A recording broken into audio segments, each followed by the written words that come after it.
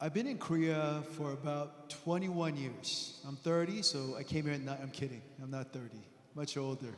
Um, I've been here for 21 years. I left the States after college for work, and then God got a hold of me and went into seminary here and studied.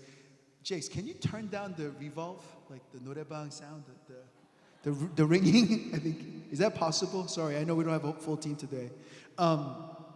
I'm tempted to sing.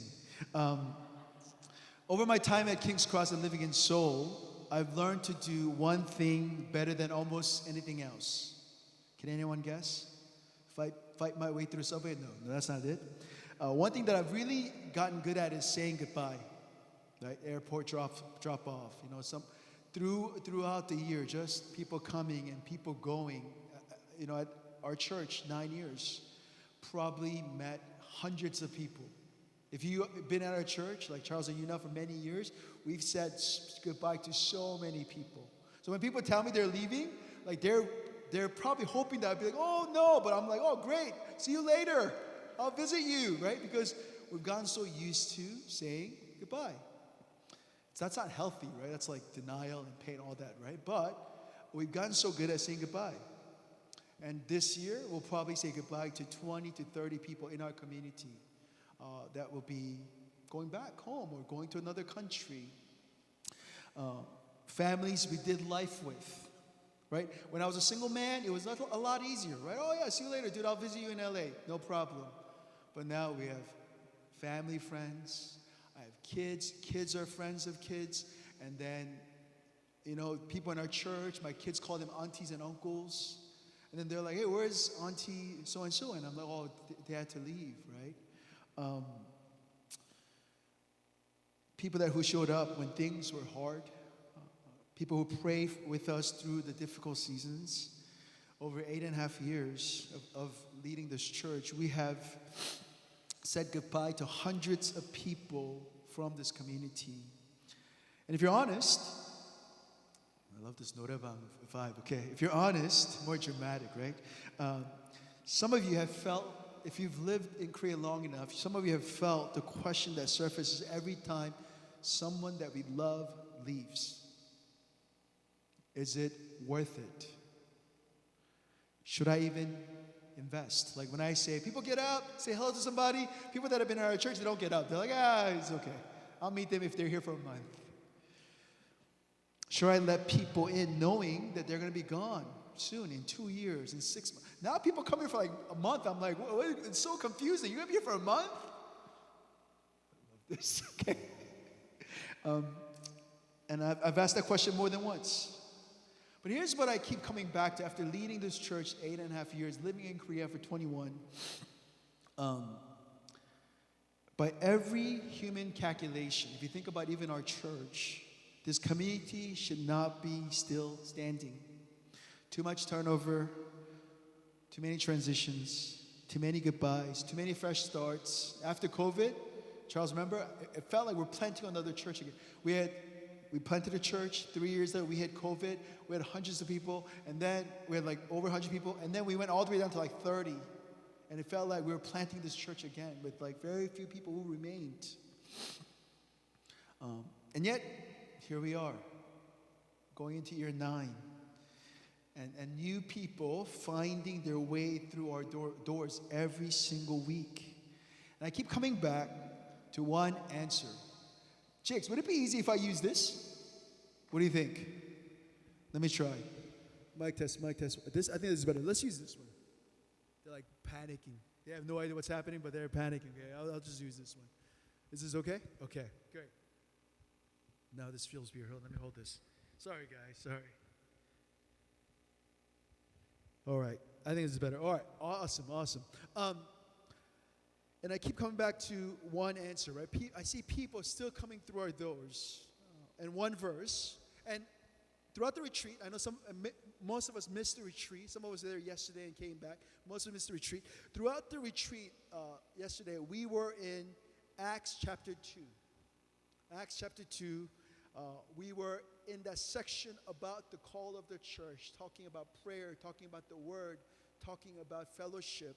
And this is how that section of the scripture ends in Acts chapter 2, verse 47. It says, "And the Lord added to their number daily those who were being saved."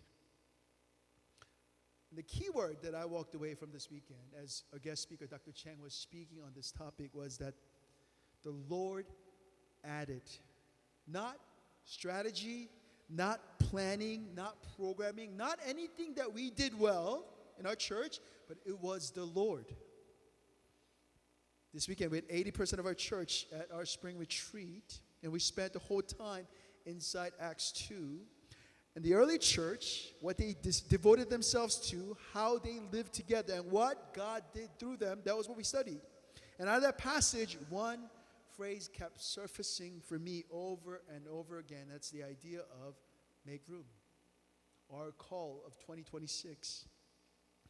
And that's really the one word I want to unpack for the next hour and a half. I'm kidding. No, I'm like, hour and a half service because you missed the retreat. No, this would be 30 minutes. But I want to unpack this idea of what does it mean to make room, because that is the call of our community in 2026. For King's Cross in this season right now, and if the Lord is the one adding, then the question we ought to ask ourselves is not, how do we keep this going? Because it is the Lord who is doing this work. The real question that we need to ask is, what does God want to do with what He is building? Not, how do we keep going? How do we keep growing? It is actually, why? Why is Lord doing this? Simon Sinek, I don't know if you know this, he's a fantastic speaker, leadership guy. I think he's Christian as well. He talks about great companies, they don't say what they do, they always focus on the why question.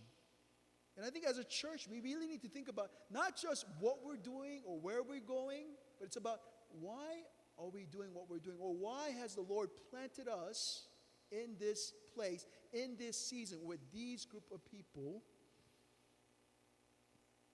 Because now when a church starts growing like our church, the natural thing is to think about next step.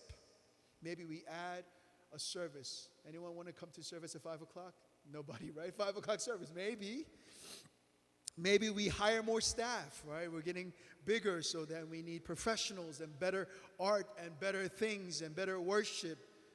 Maybe better fashion, I don't know, right? Some things that change. Maybe, God willing, we find a building of our own, because we have a 5-year commitment with this. This is a partnership with Yangjae Church, and we've committed 5 years by doing the construction. But after 5 years, maybe it's about perhaps God giving us our permanent space. Maybe. But I want to say clearly, and I said this is the same message I gave this morning to people that were at the retreat. None of those things are wrong. Growth is good, and I want our church to grow. I would be lying if I'm like, I want to just stay where we are and never grow. That would not be what I want. I want our church to grow, but without a ruthlessly clear sense of why we exist, growth can become the very thing that hinders what God wants to do in this space. Not, how do we build a bigger church? How do we add another service? How do we become more professional at what we do? But why has God called us? Why has God called you? Why might God be calling you? You've probably visited like 17 churches. This is your 18th one. Maybe you feel like, this is the church. Maybe not, right? If you've visited 17, maybe 18, it's right. But why? That's the question. And I want to suggest 3 answers to that question this morning. It's just a suggestion, because I'm not Moses. I didn't see burning bush at the retreat. This is what I think God may be leading us as your pastor. 3 things. 1, we gather around what matters. We gather around what matters. Last week, if you were here, we sat around the passage called Genesis 11, where we talked about the Tower of Babel. And if you weren't here last week, you know the story. People get together. They're like, we're going to build this great tower to reach God and make name for ourselves. And we saw what happened when people gather and settled and start building something with a misguided purpose for our name, for our greatness, so that we can be greater than God, so we can have autonomy. And almost every church starts with genuine hunger for God. I don't think anyone, any of my friends and myself, going to ministry think, yeah, I'm going to get a nice salary. I'm going to make a lot of money. You know why? Because I know many of you guys make much more money than I do.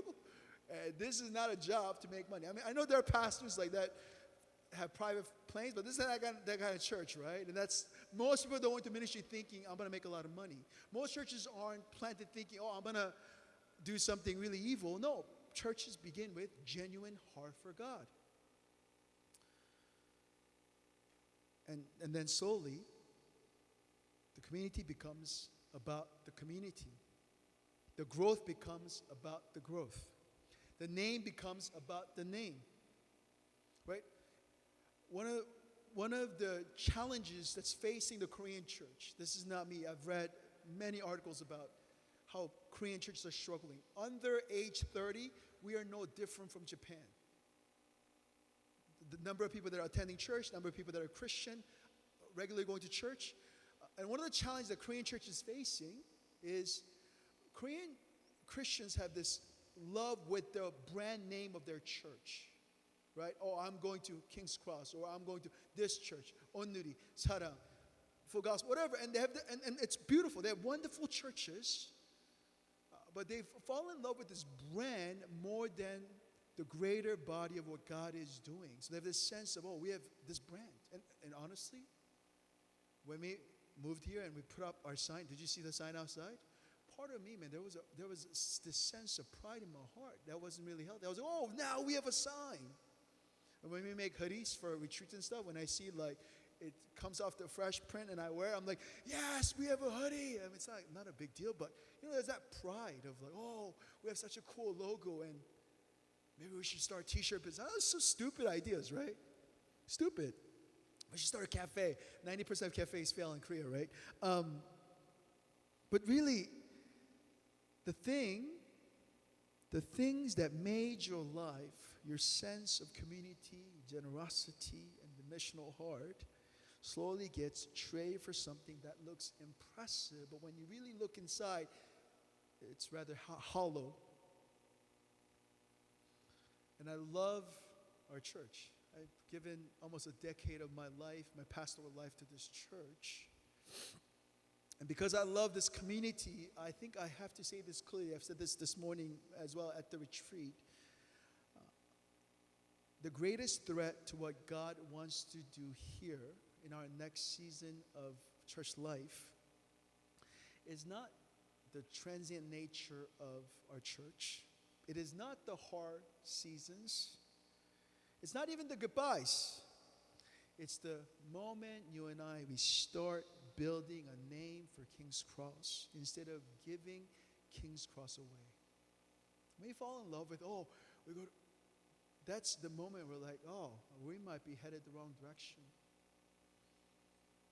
Let me tell you what has stayed with me. 2 years ago, I don't know if, Charles, were you on this trip with? I don't know if it was a trip that I went with Charles and Yuna, but we were in Mongolia, and on a Sunday we attended service at Glory Church, which is our partner church. Pastor Sende, they run a home, they also run a church, they also lead a church. And when you walk into this Mongolian church, there's nothing impressive about the building. In fact, it looks dangerous. I had my daughter with me. I'm like, I don't know if this is a good building. It was tiny. It was narrow. It was like probably like where Chris, raise your hand. Chris is to like this side. That was, and then it was like quarter of the size, and people are just cramped in. The seats were uncomfortable. Hey, we got nice seats. You guys like your seats? It's not like this. It was uncomfortable. Nothing about that church building says this is somewhere special. And yet, I remember that Sunday, something really special happened in that room. And I still think about it. There was a strong sense that day that everyone in that space was turned towards the same thing. It's not about the building. It's not about the music, because music, honestly, worship band was not good. It was chaotic. Yet, it wasn't even about each other, right? they were solely focused on worship of Jesus, and they were praising in Mongolian. I was like, what? I was blown away. I think Zach talked about this last week. He also visited. We had a team just go. It was a strong sense that everyone in that room was turned towards the right thing. And if I'm really honest, some Sundays, we moved here about 4 months ago. Some Sundays, maybe even last few weeks ago, I walk into this building, our beautiful new space with our sign, with this kids' rooms, and look at this sanctuary, with an incredible sound system, a wonderful worship band. There was a time we didn't have good worship band, right? We have really great worship band now. Remember, we had really, I wonder, like, these people are still coming to our church? It was like, worship team was not good. Now we have wonderful worship band. But now there are weeks I still wonder if we are centered on the right things. And there's a lot of excitement. There's a lot of, happy faces and amazing food. Today we don't have amazing food because the team's not here, but I wonder, there's some weeks I'm like, are we centered on right things? Are people walking away just by being impressed by the fact that we're here, or the worship band, or the music, or drawings, or whatever? Or are people really walking? Is there something here that I've experienced in that small, tiny, little, uncomfortable space in Mongolia? Because I felt like that was real.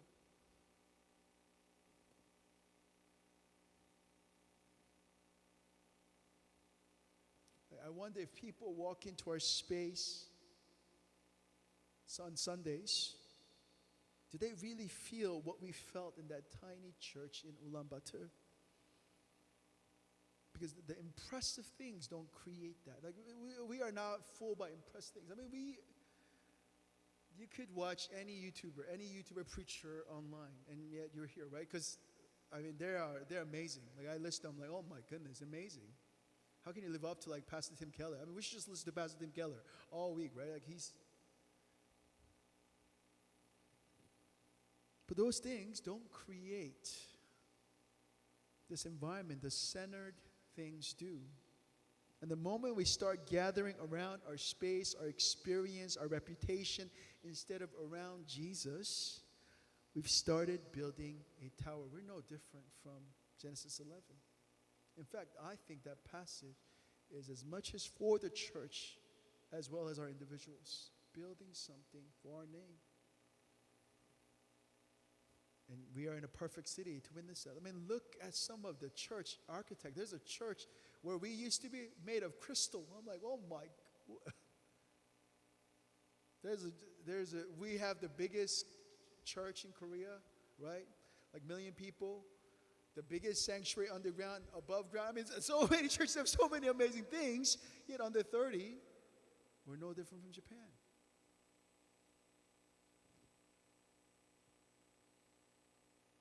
And I really believe we have too much to offer to this city to become a tower. So we have to be ruthlessly clear about the why, not just what. Why we gather around Jesus, His word, His table, His mission, not what we have built, but who we kept coming back to. Point 2. We gather to make room. Okay, you guys are like, stop talking about make room. I'm going to be making room all year, okay? Get ready. Make room. And that brings us to where we are right now. As I was praying for what should I share at the retreat, this is such an important event, or this weekend, because we're going to have the whole church away for a weekend, and we're here. This year, this season, at the end of last year, if you're just joining us, as we were preparing, we didn't think we were going to move at all. And then at the end of last year, we are told, hey, you have about 2-3 months to move out of our old space in Songpa. We didn't know this place existed. We didn't know this church. Things happen. Within 3 months, we do construction, and we are in this building, and we have a 5-year commitment here. We really feel like that was a move of God. As we're preparing for the move and looking towards 2026, I really felt like there was a shift in our church. I don't know. As soon as I heard we have to move out of Songpa, I was like, okay, maybe there's something. I was freaking out, I was praying, I was stressed. But in my heart, there was excitement like, oh, God's going to do something new. We're turning a page. And as I was praying for 2026, because every year our elders and leaders, we pray through, like, what's the word for our church? And we really felt like this year was about the call to make room. And through praying through that, God really highlighted one passage in Isaiah 43, verse 18 to 19.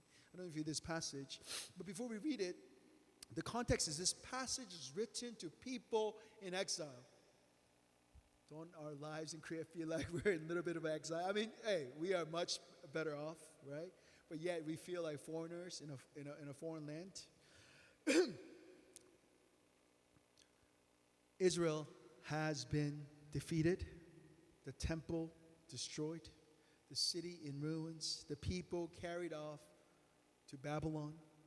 And in that darkness, in that hopelessness, God speaks this word. But here's what's really shocking about what God tells Israelites who are already struggling. He doesn't say, hey, here's my plan to restore the temple. He doesn't say, here's how we're going to get back to what we had before. He says something far more surprising. What does he say? Remember not the former things, nor consider the things of old. Behold, I am doing a new thing. Don't dwell on the past, not because the past was bad, right? Because Israelites had an amazing story of God splitting the Red Sea and walking through it. God in the wilderness providing manna. Not because it was bad, but God is saying, what I did before for you, for the nation, was not the ceiling. It was the floor. It was simply the beginning. The former things, what God is saying, they were preparation, not arrival.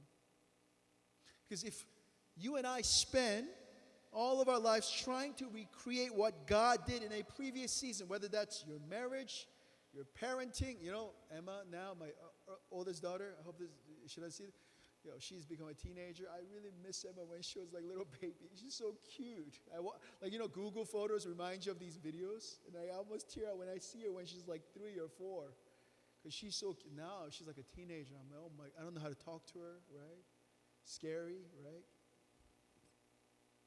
Maybe in your marriage, I think about time when Lois and I had no kids, or one kid. It felt like vacation, right? One kid felt like, man, we could do anything. And then 2 kids, and then, ministry. She's got her counseling gig, and we're like managing our schedule. There was a time where we got off work, we're like, hey, let's go eat dinner. All right, let's go watch a movie. I don't know when was the last time we watched a movie together. I mean, it just, right? I missed that season. Whatever that is for you, but if we continue to dwell on what God has shown us, what God did for us in the past, what happens? We totally miss out on what God is doing right here, right now. Some of you guys moved to Korea with a lot of excitement, looking for a Korean oppa or a Korean wife or whatever, and you're here, it's all good, and then all of a sudden it's like, there are no Korean oppas in Korea, right? They don't really exist. They only exist in K-pop dramas, right? And you're like, oh man, I hate Korea. Korea's tough, I miss home, and you're like, you can't move on. You talk to your friends, you call your family. That's all you do, because you can't move on. If you spend your life trying to recreate what God in a previous season, you will miss what He's doing right here, right now. Because what God is saying in Isaiah 43, and maybe perhaps to us, and I know for sure in our church life, He's doing something new. Something that makes the old thing as glorious and beautiful that was, it looks like a shadow of what is coming. Away in the wilderness, streams in the wasteland. I mean, look at the description in Isaiah 43. He's like, I'm going to make a way in the wilderness. I'm going to give you water in the wasteland. Life in the places where you had written off, God says, I'm going to do it. Movement in places you thought were dead. Forget the former things. Do not dwell on the past. See, I am doing a new thing. Now it springs up. Do you not perceive it? I'm making a way in the wilderness and streams in the wasteland.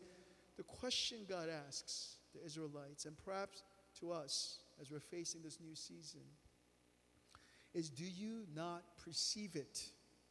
Not, do you not understand it? Not, do you not believe it? It is, do you not perceive it?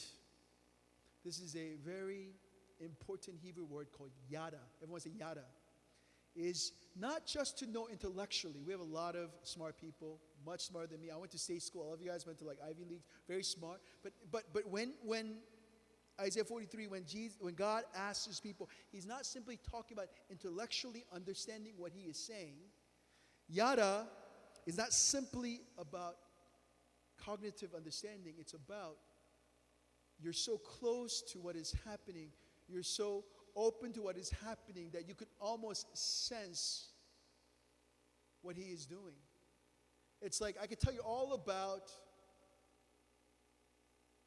what fire is like. I could give you a description, I could give you drawings, I could even tell you what it smells like, but unless you really experience what bonfire is like, you won't know what I'm talking about.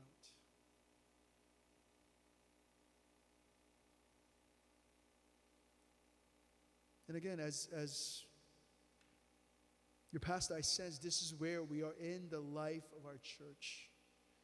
After hard seasons, after years of holding on, wondering if it was worth it, he's saying, stop looking back. Something new is springing up. Make room, not make plans. I love making plans, right? I love spreadsheets. I love, okay, we got to do this, we got to do that. Not strategies. Not make a name. Make room for what God wants to do. And for God to do what only he can do.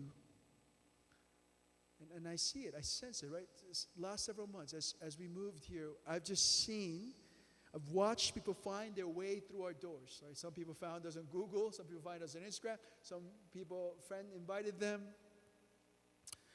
And many of the common theme of people that are new to our community in this season, I've seen a lot of people that are hungry for more of God. But I also see people who have gone through really hard and difficult seasons. More than before. Like people are so, I was sitting with a family and they were just telling me all the things they have gone through in the last year and a half. I'm like, oh my goodness. And they somehow found us. Not just one, multiple people who have gone through really hard and difficult things and they've found us. People who didn't know they were looking for God until they walked through those doors. And I can't explain what God is doing, right? We haven't done anything different, right? What we did in Seoul, what we did here, maybe better food. Like we have really good food, maybe. But we really haven't done anything different. We just moved to this space. And it feels like God simply decided to open a door we didn't open ourselves. I mean, Charles knows, there are years in the early part of our church out of COVID, I was like, are we ever gonna grow? Is this ever gonna happen? And Charles, you know, right? And then it didn't. I worked really hard. I drew pictures and all of these, nothing happened. And then what? It feels like God says, oh, I'll do it now. I'm like, Lord, why now? I don't know. And that is both humbling and sobering, because when God is moving, the worst thing we can do is get in the way. So friends, as I've asked people that were at the retreat, and as I ask you, let's make room. Whether you've been here for 5-6 years, whether this is 5-6 months, or 5-6 weeks, or just today, let's approach, if you want this to be your community, you gotta be willing to come and make room. Make room for God's word. Make room for the stranger who is still finding the door. Make room for God to do only he can do. And as we make room, something happens. The community stops being about the community, and starts becoming fuel for a mission. Which brings us to the third possible answer. 3, we gather to be sent. Something we might take for granted is the makeup of our congregation. You know, one thing I've noticed was we've become more and more diverse over the years. I think we started majority with Caucasians and Asians. And then through the years, as we've added different people in our staff and different people, we've just become much more diverse. And I want us to know this is not normal. My friends who are doing ministry in big cities in America, their churches are still very segregated. But this, when they come visit us, they're just like shocked. In Korea, this diversity. So I want us to fully know that this is something very special anywhere in the world, that we get to gather people from almost every continent of the world. People who spoke different languages. Like yesterday, we had bonfire, and then we had the Africans, right? They were like dancing by the fire. They did it for like good hour. All the Asians, we don't have moves, so we're just like watching them, right? It was so cool. Like they were dancing, like Jake's, man. Jake's got down. They were like dancing in this whole circle for like hours. I was like, oh my goodness, you got some moves. People who can dance, who can't dance. People who eat different food. Pray different prayers. Some of you guys grew up in the Korean church, which means you just yell as loud as you can. You can't hear anyone else but yourself, right? Korean style. Juya! Have you been to a Korean prayer meeting? It's like there's an old school way of praying. It's like battle cry where Koreans go, Jesus, like as loud as they can. Or when they get super excited, they do it 5 times. Go, Jesus! It's like almost like disorienting, right? It's pretty awesome. And then if you went there, you're like, what is this, right? Different prayers, sitting in the same room, right? Different theology, right? The way we sing, right? It's just very different. Some of us love raising our hands. Some of us, man, we're Baptists. We're not doing anything, right? We're sitting down, you know? Sharing the same table every week, we get to celebrate the Lord's table. That is the highlight. Highlight is not singing. Highlight is not the sermon. The most important part of what we do is the communion. It's His body, His table. We get to come together as one body. And that is not something we should take for granted. God didn't gather all these nations into this tiny little space so that we can just enjoy each other. Look at the pattern of Acts 2. Back to the passage, Acts 2. The Spirit comes, the Pentecost happens, the community forms, there's a devotion. Everyone's selling things off, encouraging one another. Everyone's praying together, studying the word of the apostles. And then the devotion deepens. And then what? God tells them, you're going to be sent. The Pentecost movement was a missional movement. They are supposed to scatter. Not because the community breaks down or because the preaching is not their style or the music is not. They are scattering because the community becomes the fuel for the mission. And I've watched this happen. I've had the privilege of watching this happen over and over again in our community.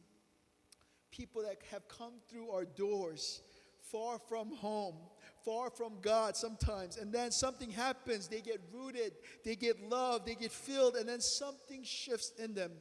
I've given many examples during the retreat, but you know what? I'll give you one, because they're not here. It's more special if they're here, but one example, I don't know if you guys know a lady named Lee Won.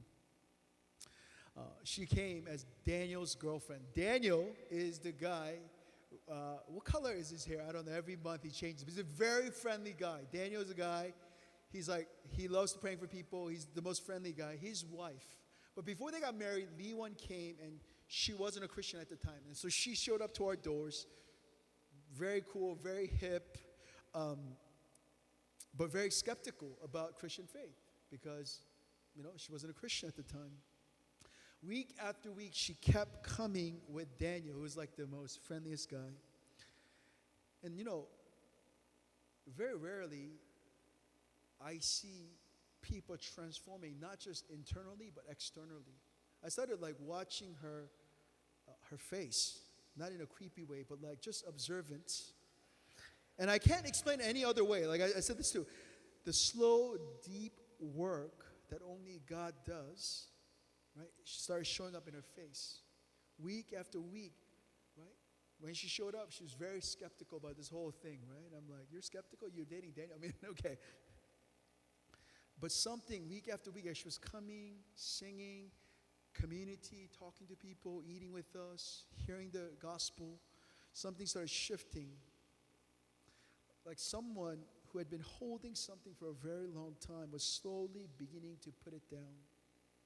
And I had the honor of baptizing her about a year and a half ago. One of our other congregation members, they got married in Phuket with a small group of people in our community. And she is, I could tell you, I could testify, she is not the same person who walked through those doors 2.5 years ago.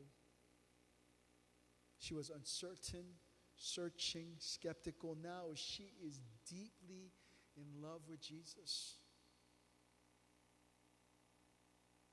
And that is so evident in her face. If you see her now, I don't think you would recognize when she walked into our doors. She and Daniel are married now. I had the privilege of marrying them. They're expecting a child, Genesis. And I think about that child, right? Not just Leewon, not just Daniel, that will grow up with a mother who found Jesus in this community. And this is not us. We didn't do anything special. This is Lord adding. I'll do one more because, okay, they're not here. It's okay. Calvin and Esther. There's a couple here. They came to our church a few years ago, living a life away from God, right? Actually, they'll share with you. Halloween event, the tragic that happened in Korea.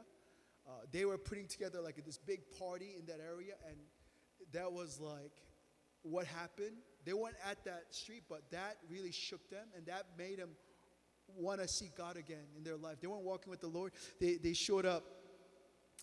They came to our doors a few years ago when we were in Songpa, and then Charles and Yuna, they welcomed them, right? I remember they welcomed them.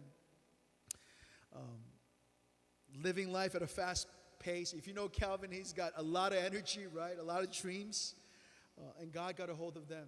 I started working in their heart. He called them to plan a gym. And now you're thinking, a gym? But you should see their gym, right? They had events. It might as well be a church. It's not a gym. Like Calvin's always like preaching to people in that space while Esther's doing all the work. And Esther's like, hey, Calvin, I need you back here, And I've seen Calvin and Esther. I've seen them. I went with them to look for places. Then Apujang. I've seen them go through the construction, right? Really bet on what God was calling them to do. And Calvin and Esther walk into this gym every day on mission. And the people who show up, they're not just coming out to work out. They're coming because they're looking for community, looking for someone who actually sees them. And Calvin and Esther, they see them. Right? Daniel's here. Daniel, where are you? Daniel. Who's Daniel was here? Oh yeah, Daniel's in the back. Daniel's dad, right, gives us donuts. There's like random Sundays, we get these really nice donuts. Not the donuts that we buy for everybody. Really nice donuts, right? And I started seeing these donuts, right? I'm like, who's bringing these donuts? Calvin was discipling Daniel, working out with Daniel. And Daniel's father was so happy, right, that he would drop him off and bring I was like, stop giving us donuts. Like, kids are like sugar high every Sunday, right? But because why? Daniel's dad's like, man, I love that. This guy is pouring into my son.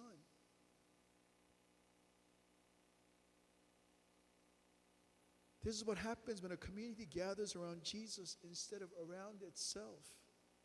God doesn't just add people to this community. He transforms them and sends them out to the city, to the nation, to the gym down the street. And this is what I pray doesn't change at King's Cross. This type of transformation that happens when broken people like you and I gather around the living God and leave with their eyes open to the world that He loves. Not only the church that He loves. I know pastors say, hey, you got to love the church. He died for the church, right? You know, you got tied to the church. No, God loves the world. He loves the church, but He has called us to love the world. So as we look to the next season of life of our church, I really sense that we are at a threshold. On one side, a church that turns inward, that protects what it has and builds a name and calls it ministry. On the other side, I like this side better, a church that continues to give itself away, that looks at the nations in the room and says, man, we're here for you. The question God is asking King's Cross in this season is actually rather simple. I'm coming back to the room again. How many times will He talk about making room? Will we make room?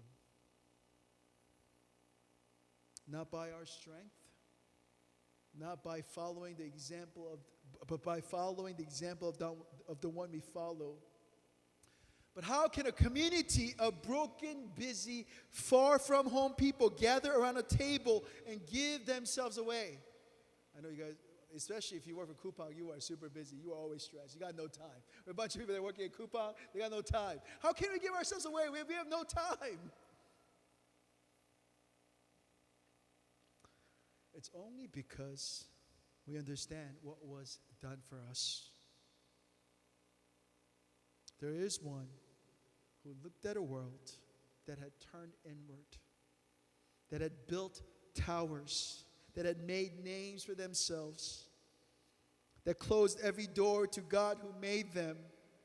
And instead of turning away, this God came to us. He came to us to be the door. John 10, Jesus said, what? I will show you the door. I will open the door. No, what did He say? I am the door. I am the door. Whoever enters through me will be saved. And to open the way, what did He do? He gave away His life. And Apostle Paul says in Philippians 2, the one who was equal to God, who was God, became slave. Died the death that you and I deserve. Lived a life that we could not live. And through His sacrifice, He made a table possible.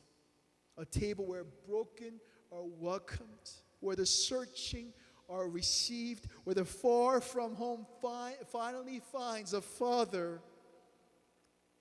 And one day, He's building a city. I've heard He's building a city. Have you heard this rumor? He's building a city. A city where every nation, every tribe, every tongue will gather together around the Lamb. No more goodbyes. No more wondering if it's worth investing. The ultimate community, the ultimate table, the ultimate open door. So I want to invite you as we transition. Let's do the communion first, and then we'll sing Amos. This bread looks really like, oh, what is this half loaf, right? Very interesting. It's clean, one. Second, we did communion at the retreat about 3 hours ago, and what I did was I split it one loaf. I can't even speak anymore. One loaf that our brother Chiman baked. He baked sourdough, and I said, hey, I'm gonna take half to community that's gonna be at church, and I'm gonna, so it's the same loaf. You guys are like, oh, why are you explaining? This is very important. This is very significant because this is symbolism of us being one community, one body. So I brought the other half. And I want to just lead us into communion. Communion is the highlight. Why? Because all these things I'm talking about don't mean anything to what Christ did for us. And the bread and the blood is the amazing example of the gift that we have received. So it doesn't matter where you have been, what you have been doing, what you have not been doing, how guilty you feel, how ashamed you are all welcomed here because of not what we did, because what He did for us. So we have one station today. As you come up, whenever you're open, we don't have music, huh? Maybe we'll have music. Jake, can we have some music, right? After praying, hey, we don't have ushers. Just come up, we'll figure out a way. And what we will do is, once everyone has their elements and back in their seats, we'll partake together. Let's begin.